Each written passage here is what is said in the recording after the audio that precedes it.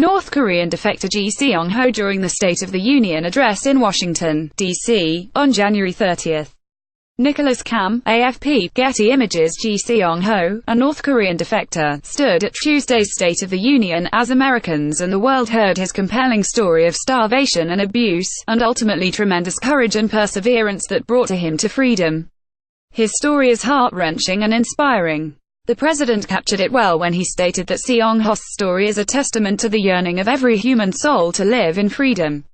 The president's decision, however, to discuss actions to address North Korea's nuclear ambitions, while omitting their atrocious human rights violations, raises a significant question about the takeaway from Ji's remarkable life and presence at the event. What is compelling about Ji's story is that he faced and overcame inhumane treatment at the hands of his own government.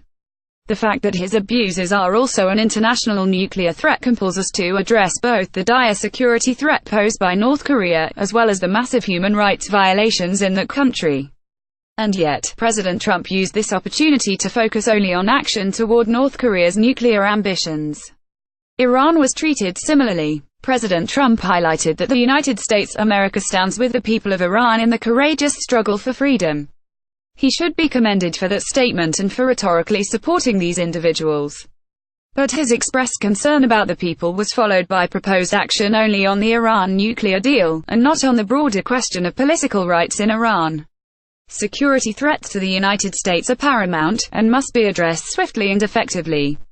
Similarly, our global leadership role on promoting human freedom and human rights should be a cornerstone of American foreign policy. It is not only a moral imperative for a leading democracy, but it is also crucial to American and global security by checking the abuses of powers domestically and globally.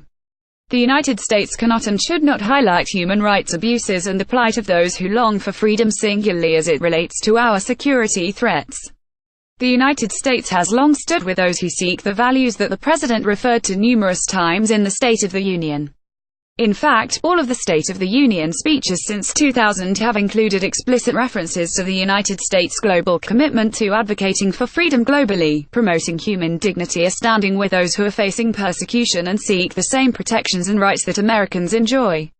From President Bush's 2001 commitment to always stand firm for the non-negotiable demands of human dignity to his 2006 call for the United States to seek the end of tyranny in our world to President Obama's 2014 commitment to supporting those who are willing to do the hard work of building democracy.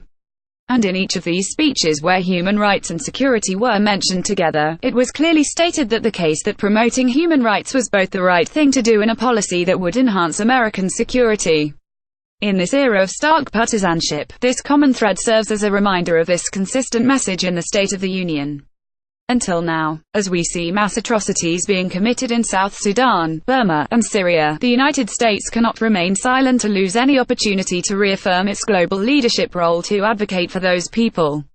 If we find the abuse of Ji and many like him in North Korea deplorable, we must work to prevent further abuse in North Korea and champion the freedom of others around the world.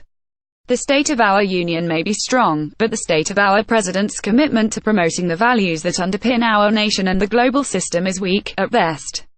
Nicole Bibbins-Sadaka is a professor in the practice of international relations at Georgetown University and the chair for the Global Politics and Security concentration in the Master of Science in Foreign Service program. She is the chair of the board of directors of the International Justice Mission. She served for 10 years in the United States Department of State, working on democracy promotion, human rights, human trafficking, religious freedom, refugees, and counterterrorism. The views are hers and not those of these organizations.